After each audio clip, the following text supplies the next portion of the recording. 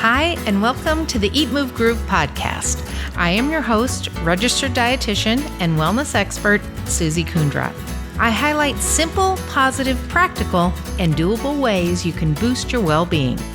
I like to call it going from science to simple, based in solid science, but simple enough to put into practice on a daily basis.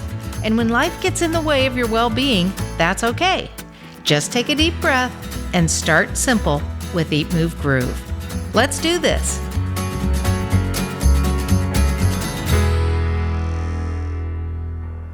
Hi, everybody. It's Susie, and we are here with another episode of the Eat, Move, Groove podcast. I've got my dear friend, Chris Cranston, here with me today, and we're out in Massachusetts. We've been in Massachusetts for about a week, doing all kinds of programming around Eat, Move, Groove, many with colleagues and friends and people that you've connected us with. It has been wonderful. We've had such a great time, and we've been so active, and it's been beautiful here. So we hate to leave, but before we leave, we wanted to make sure that we were able to get a podcast in. And Chris and I have known each other since we were very young in Jefferson, Iowa. We played all kinds of sports together, but we were also friends. Of course. In addition to, being on the volleyball team and softball team and running around town. And we really have been enjoying reconnecting after all these years. And Absolutely. And part of what we talk about on this podcast is the importance of connection, the importance of community. And I don't think you can really do anything better than get back with old friends and laugh and laugh and laugh as we have. Yes. And both of us decided to go into the health fields. And so we're going to talk a little bit about that also and about what Chris has been doing. But one of the things that I've really noticed being out here with you, and we have really noticed the community that you guys have developed and made in your short time in your new area in Massachusetts here. And I'm just curious, maybe to get started, I know when you were in Jefferson and we were friends back then, you were someone who would draw a lot of people towards you, myself included. You're one of those magnetic people that other people want to be around. And no, it's true. It's true. And we've had a fun time talking about these old times.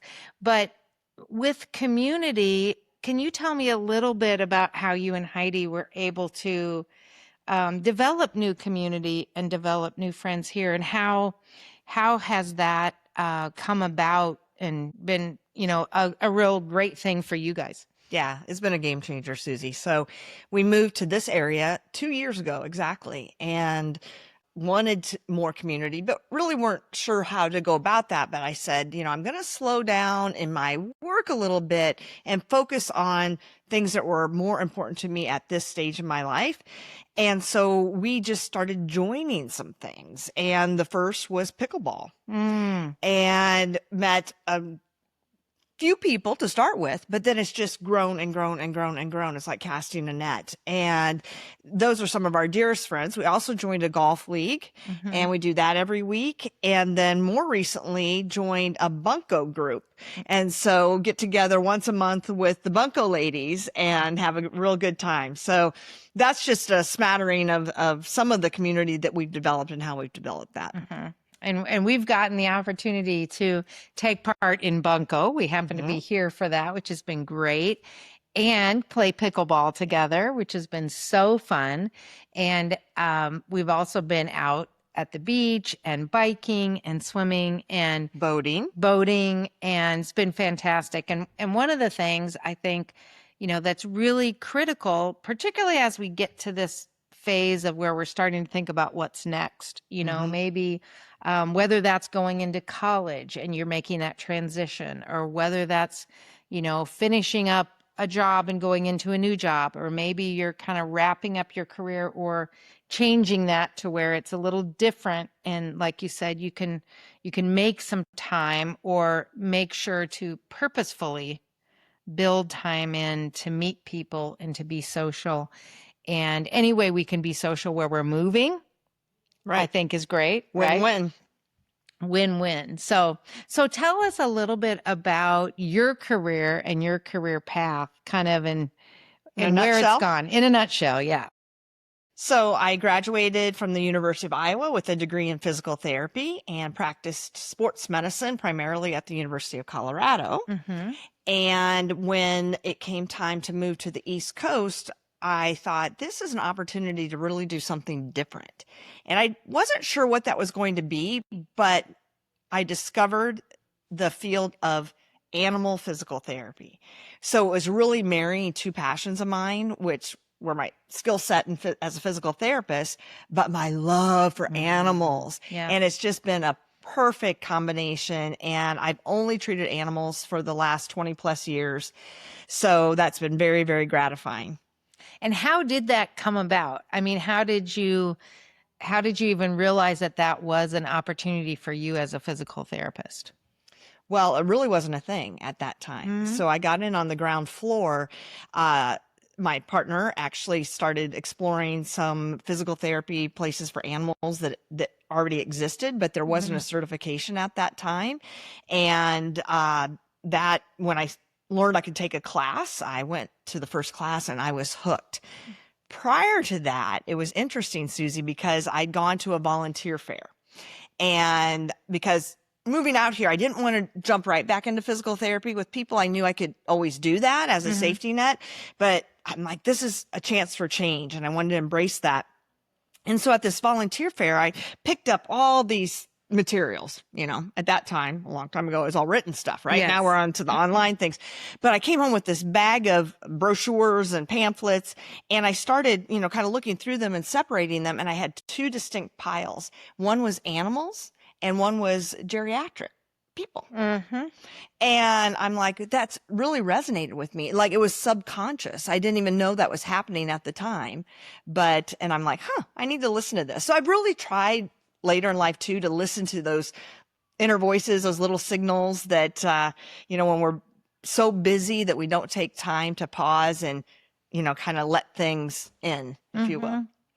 That takes I think, having a conscious effort to do that too. Kind of like you mentioned earlier, making a specific plan to move in a certain direction, which is difficult sometimes because we get so busy and it's difficult to kind of stop and assess yourself and what you're doing.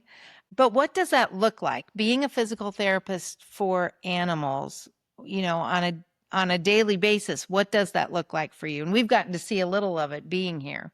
Well, I've worked in a number of settings, and people ask me, do animals let you do this? And I think it's a little bit of self-selection because it's those pets that have been very well cared for and used to handling and things like that. So, yes, they do allow it and they can sense that you're trying to help.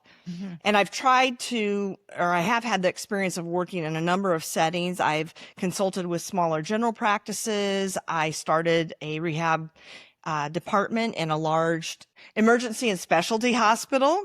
And I then got my own business and I started with traveling and doing a mobile practice because that was a way to get experience with little overhead. And then now I sold that business and actually to the longest standing veterinary hospital in the U.S. Wow. Out here in Boston. We have a lot of old stuff. Yes. So they bought Flow Dog, and then I went back to the mobile practice because I really like being in the pets' homes because they're more natural and you could actually use things that they have around the house to enhance their enrichment, exercise, little lifestyle changes and tips to make their either post-operative recovery or aging process more kind, I guess, to their body. So raising their bowels, adding traction, things like that. That those little things seemingly make a huge difference. Yeah, I think that's what you talk about too, right? Right. I mean, the little things, the little changes. Yeah. And I love that idea because as a dietitian, I think that when I've had the opportunity to work with people in their homes, it's been so gratifying because we can say, okay, this is what you like. Let's make, how can you put meals together with this? And, or college students actually saying, what do you have available in the dining hall? We've been doing that. We were just at Eastern Connecticut State, went through the dining hall with about 30 athletes and talked about ways to get your 22-11 plan together. And it was so great because you're right there. So I can imagine that makes a lot of sense in terms of what's available and how, and also for the owners to feel confident, right? That's what I was going to say. They don't even realize that they have these tools at their disposal. So a lot of it is just pointing that out and how easy it can be. So one of the exercises we do, for example, is having a pet put their front feet up. And that shifts weight to their rear end because they're more likely to get weak in their rear end as they age. And they're like, well, what do I put there? And I'm like, well, you have some stairs. You can just have them put their feet up on the bottom stair. And you know what? Food goes a long way with the pets, just like it does with us. Yeah. Well, that's a human and a pet trait. That's for sure. Yeah. Yeah. And so training them. Okay. So you're saying you put their front paws up so they're strengthening their back. Okay. Their back legs. And so interesting. It's so interesting. Yeah. And how do you see that, if we think about shifting, and we've been talking a lot about this in the last week that we've been together, finding ways to stay active. And, fortunately for us, we both are such sport lovers that there's so many sports that we love to play, which really makes it easier because there's always something we can do, whether it's ping pong or pickleball or biking or golfing or whatever it might be. But when we think about, trying to help people move and keep moving through life, I know a lot of people are kind of taking up new sports, and we'll use pickleball as an example because we know that's so popular right now with so many age groups, but particularly the 50 plus, that's popular. So as a physical therapist, do you have suggestions for what people might be doing to prevent injuries on the front end as opposed to, getting injured, playing a sport, whether it's pickleball or golf or something else that people might be taking up later in life? I do have a lot of thoughts around that. And, we were talking earlier and I said, our healthcare system in the US is really a sick care system. And it's slowly maybe evolving so that we are focusing more on prevention and insurances are reimbursing for things like memberships at health clubs and the Ys and things like that. So that's very, very, very good. But, I think back to it, when we were in high school and, you always started out with doing like some stretching and, little jogging and things like that before we actually got into the more intense drills and scrimmaging and things. What I've noticed later in life is that we've negated that. Like we're not doing that anymore, and on the pickleball court, it's like a few little, dinks. And then it's like, okay, everybody's excited. Come on, let's play. And I really think warming up and being, intentional about that. And it doesn't take long, to do that. And, all the little tricks, Susie, that we've probably heard, like park at the far end of the parking lot and, use the stairs versus taking the elevator and those sorts of things. I mean, it really does go a long way. But we were also talking earlier how I was fortunate as a physical therapist working with all these people that I was actually absorbing the benefits of teaching them the exercises. Right. And even though I'd only do like 1 or 2 repetitions to demonstrate or, do it with them, now that I'm working with the dogs, I'm down on the floor most of the time because I want to meet them where they are. Yeah. And, I'm not as active as I was at work. So now I have to make more of an effort to make up for that activity, stretching, strengthening, and so forth in other areas of my life for sure. Yeah. And I know when we've been doing some of the workshops this week and we've been talking to a lot of people about really focusing particularly on that 11 minutes at least of strength and stretching and stability, because we know about 10% of the population really gets that or meets those guidelines for strengthening. And as we get a little older, our bodies tend to not stay as strong, you Mhm. know, tend to kind of lose muscle mass. And so I think that focusing on that strength, people are resonating with that. I mean, that's resonating with people. Mhm. They're realizing, yeah, I don't want to be losing this muscle mass because I know that that is going to equate to helping me do things. And we were talking before about balance. And Mhm. just as you get older, it's harder to maintain balance. And, you know, without balance, people tend to have more falls. Mhm. So just the idea of even, you know, like you're saying, going up and down stairs. I Mhm. mean, stairs are great because you can actually get your heart rate up going up and down stairs and you're strengthening. I Mhm. always feel like, you know, that's a strengthening opportunity in the day. You know, as you were talking, I was thinking very few of the things that we do are in isolation. And it's kind of like how you think about it, right? So the stairs, if you did them with some pace, could be cardio, right? Mm-hmm. But Mm-hmm. it's also strengthening. There's a balance component if you let go of the railing. Mm-hmm. And even simply standing on one leg, you have to engage your core and you'll feel it in your quads and your rear end and, Mm-hmm. as you're working on balance. So all of these systems are affected simultaneously, which is awesome. Mm-hmm. Mm-hmm.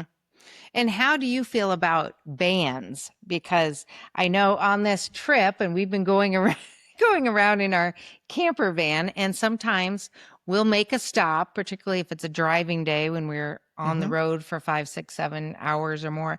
And then we'll take a band with us and do just some brief strengthening with the band. And that's been, for me, that's helpful because it's something I can take with me. But I know so it seems like an easy thing for me to do. Do you find that that's helpful for people? Absolutely. I mean, we don't need high cost equipment to have efficacy, right? Mm-hmm. And like, I'm not a gym person. I never have been. So you don't need, how many people I bet, the listeners out there have invested in something for the home, right? That's expensive, that takes up a lot of space. And then Mm-hmm. it ends up being a drying rack Yeah, or, collecting dust. I right. mean, if you use it, great. But to your point, the simple tools that you're Mm-hmm. talking like the elastic exercise Mm-hmm. Right. bands, and also great for targeting like some of the smaller muscles that are negated sometimes with like lifting a weight Mm-hmm. and so forth. And if any of you watch sports out there, now the professional athletes, you'll see them. I just got done watching the US Open, Mm-hmm. tennis, and they're doing the dynamic, strengthening exercises and things with their bands. Mm-hmm. And their trainers holding it, or you can hook it in a door Yeah. or tie it onto something. So simple, so effective. Love it. Yes. Yes. I like them too because, like you say, wherever we are, I can hook them in the corner of a door and Mm-hmm. do that. And we were on the interstate in New York State and stopping and hooking the band around some of the guardrails. And we got a few looks, but it was okay. We did our little exercises there, walked up and down several times to get our steps in. And then got back in the van and kept going. And I thought, this is easy. And the reason I remember to do it is because I hang the band right by the door in our camper where you open and close the door. So that red band is hanging there. And because of that, I remember, and then we use it. It's a And visual cue. it's a visual cue. And Mm-hmm. I really believe, what some of the things I talk about in the book are piggybacking or giving yourself reminders or giving yourself a hand, really. So if we can help ourselves remember things and help ourselves, you talked about standing on one leg. And something I write about is, brushing your teeth on one leg.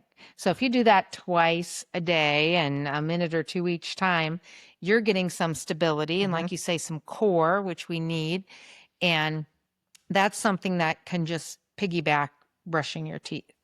So I do think that making things simple, and that's what I'm hearing as we go around the country, is the more we can make things simple and positive and doable, people will actually be able to do them. And Mm-hmm. I think that's what we've talked about in our own lives. Right. And accessible. Again, you don't have to, maybe drive somewhere, or there's Mm-hmm. so many things that you can just do on a daily basis. And I've heard Susie now present to a couple of different audiences when you were here, and immediately I started making changes in diet, but particularly the move part. Mm-hmm. And so I'm doing my squats when the microwave's going, and I was, doing some balancing and other. So it was easy. You just have to put it up Yes. here. Mm-hmm. It was easy to get that in. Yeah. Well, just thinking about it, and then when you have support to do it, I think it's really easy too. I was thinking, we were playing pickleball the other day, and we played for an hour and a half, Mm-hmm. and we met a lot of new people. It was fantastic. And I thought, when that hour and a half was done, well, it was sad because I wanted to keep playing. So, we were having so much fun. It was really fun exercise and meeting new people, and an hour and a half of pretty good exercise where we were Oh, playing yeah. hard. Yeah. So, and I we was were very sweaty. very sweaty, and our heart rate was up. And of course, we were moving a lot. And I thought, wow, an hour and a half goes by really fast when you're having fun. Yes. And when you're with friends, and when you're meeting new people and talking to new people. And so, figuring out ways to make it fun is so critical too. And I think back to some of our practices in high school, and remembering how much fun we had in volleyball, and how much fun we had when Mr. Hutchcroft would play different games with us on the softball, and, send fly balls out there and have all these, crazy things, but it was fun. And we really enjoyed the sport. And I'm sure because we had coaches who fostered that fun with sports, as well as, we were always very serious and very competitive. We still are. But I wonder about that. And I wonder, because we grew up with these really positive coaches, if that helped us, how much that really helped us continue to love sports as Right. much as we do. And I think about, my sister Janet, who still loves sports and grew up, a similar time as us, and other friends of ours from high school in Jefferson who still really enjoy sports. And, that was really a gift that they gave us. Yes, yes. And it's funny because you mentioned, we're still competitive, and I love a good competition, but more than that, like, I try to get to pickleball early because I want to talk to everybody and catch up on what's happened in the last few days, because I play several times a week. So, and then I start to go through withdrawal Yeah. if for some reason I can't play, or somebody isn't there for some reason. It's really become a social fix for me as well. And many times it didn't start this way, but oh, what are we doing after pickleball? And then we'll go grab a bite and continue the conversation. And so it's just so fantastic on so many levels. Well, and, having that social connection, having people in your life that you're connected to and you enjoy being around, as we know, is just, such a core of our wellness and a way to enhance our well-being. And, we want to come back out here for a longer period of time now. We had such a good time here, and I know we will next year be out here for a longer period of time. But I think when, all the things that we can think of in terms of how we grew up and what we enjoy now, and it's a blessing to have a career path that you also feel passionate about, and that you've been able to be creative with, like you have and like I have. And that really keeps you energized, particularly when we're able to, have careers that are around health and well-being, not Yes. just for us, but our patients and our clients and pets and whomever we work with. Right. I think that, that kind of seeps into us too. And we've been fortunate in that way. Yeah, I think, we're both givers, and, what makes us tick is seeing success in others. And I really do cherish that. I also wanted to kind of circle back, because in my career, one of the reasons I chose physical therapy is I thought I might get bored if I was in a certain type of environment. And what physical therapy allowed me to do was I could move anywhere and get a job. I could do different types of physical therapy. So I could be in a cardiac unit. I could work ortho. I could be neuro. I could be pediatric. I could be in a school system. So I knew, that offered a lot. Didn't even think that I could have a career with pets. And now I've been working longer with pets than I did with people, Yeah. about twice as long. Wow. And so, but you have to be intentional and kind of think about, those things. And again, who you are and what makes you tick. And even though we're in a smaller community now in terms of its population, we are so much more connected. And, that's just been so fulfilling to move here. And, one of the reasons was, life can be short. You never know what's around the corner. And a lot of changes during COVID and things. And we thought, we're not going to wait to move to a place that we would love to retire until we retire. Why not do it now? That's smart. And so it's been a real treat. Yes. Yes. Well, I've got a question for you that I end every podcast with. But before that, I do want you to talk about your podcast. Can you have our audience learn about your podcast? Then we will put that in the show notes too. Awesome. So it's called Petability Podcast. It's on all the streaming devices what are they called? Streaming services? Yeah, streaming services and networks. Yeah, that you have. I have a podcasting partner who is a vet tech and myself as a physical therapist. So we kind of bring two, parts of the professional field together. And we're both CCRPs, which stands for Certified Canine Rehabilitation Practitioners. Okay. And we've been on about 4.5 years, and we have over 100 shows, all different content. And we have a lot of guests, but we also talk about things that we feel comfortable and knowledgeable about, and introducing products. And there's just so much that I felt like I was repeating to my customers, my clients one-on-one. And as I was getting a little bit older, I thought, how can I get this message out to the masses, because it's things that will be helpful for all pets. And, again, sometimes it's to me, basic things, but to that person, you can see that light bulb go off in that aha moment. And, nothing thrills me more. So yeah, I'm doing that and still treating some dogs. And I have a consulting gig with a company, and they're a tech company, but they're in the vet space. Yes, so fabulous. Yep. So we're helping that way. And then I'm trying to bring a product to market that is a unique pet step for large dogs. So stay tuned. Yes, we will stay tuned and we'll look forward to that. I have a dog that, who might need that. Yeah. So that's great. Yeah. So that's all wonderful. I think your creativity and how you've been able to bring these new ideas to fruition is fantastic. Thank and you. It's energizing. Yes. Yes. Don't want to stagnate out there. Don't want to stagnate. And so here's my final question. Oh dear. Which is simply, how do you 22? And what I mean by that is just, if you could think about maybe one thing, could be things we've already talked about, that really you think positively affects your well-being. We call that sort of how you 22, how you take care of yourself in a way that's positive. And you've really probably already mentioned a lot of these things, but would there be one thing that you think for our audience, this is a tip that has worked for me and might work for other people?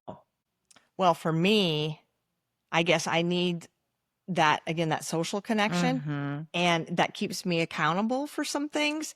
So if I'm meeting somebody for a bike ride or a walk, or, meeting on the beach, we're lucky enough to have a beach, that helps me not to make an excuse not to do it. That's perfect. So, I think that, that it just makes it all the much more worthwhile to be able to socialize and exercise at the same time. Yes. Socialize and exercise. And you mentioned the accountability piece, which I think is so important. If we know we're going to meet someone and they're looking forward to meeting us and we're planning to meet them, we're much more apt to go. If we have something planned in our schedule to, be active or even eat with someone else where we know that we're going to enjoy eating well together and eating, a healthy meal, that's great too. So, but I have another one. Yes. The other thing, I kind of avoided embracing technology for a long time, but now I really use my calendar on my phone, and I will actually schedule things. Even if it's like take the dogs for a walk, because I get immersed in, doing something on the computer or what have you, and setting an alarm. And so when I get up that morning, I'm like, okay, I'm going to do this, and I put these things in my calendar. I think that's a good one too. I think that's a great one. And setting timers. Again, it's a reminder, right? To get up and take care of yourself. Yes. So, well, Chris, this has been a pure delight. It's been wonderful being with you and Heidi this week, and we have so enjoyed it. And it's been fabulous having you on the podcast. And thank you so much for taking the time to do that. Well, you're very welcome. You're a delightful house guest. And we can't wait for you to come back. And I've learned so much just through osmosis and, hearing Susie, again, the presentations. Of course, I've got the book. I'm wearing the T-shirts and the sweatshirts, and I love them. But I just want to give you a big hug for being my friend. Yes. Staying in touch. The connection. It's good. It's real good. Thank you. You bet. Thank you so much for listening to the Eat, Move, Groove podcast. If you enjoyed this episode, please leave a review on Apple Podcasts or wherever you listen to your podcasts. And don't forget to connect with me and join our Eat, Move, Groove movement at Eat, Move, Groove on Instagram, Facebook, or YouTube. See you next time.